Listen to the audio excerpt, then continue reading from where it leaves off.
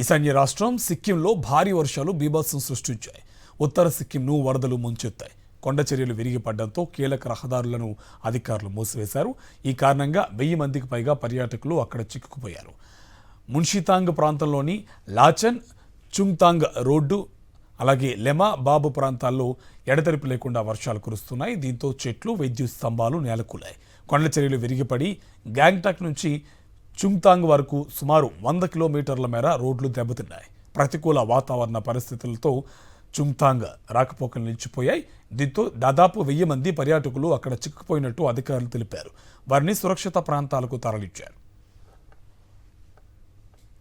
ఈశాన్య రాష్ట్రం సిక్కింలో భారీ వర్షాలు బీభత్సం సృష్టించాయి. ఉత్తర సిక్కింను వరదలు ముంచెత్తాయి. కొండ చర్యలు విరిగిపడడంతో కీలక రహదారులను అధికారులు మూసివేశారు. ఈ కారణంగా 1000 మందికి పైగా పర్యాటకులు అక్కడ చిక్కుకుపోయారు. మున్షితాంగ్ ప్రాంతంలోని లాచన్ చుంగ్తాంగ్ రోడ్డు అలాగే లెమా బాబు ప్రాంతాల్లో ఎడతెరిపి లేకుండా వర్షాలు కురుస్తున్నాయి. దీంతో చెట్లు, విద్యుత్ స్తంభాలు నేలకూలాయి. కొండ చర్యలు విరిగిపడి గ్యాంగ్టాక్ నుంచి చుంగ్తాంగ్ వరకు సుమారు 100 కిలోమీటర్ల మేర రోడ్లు దెబ్బతిన్నాయి. ప్రతికూల వాతావరణ పరిస్థితులతో చుంగ్తాంగ్ రాకపోకలు నిలిచిపోయాయి.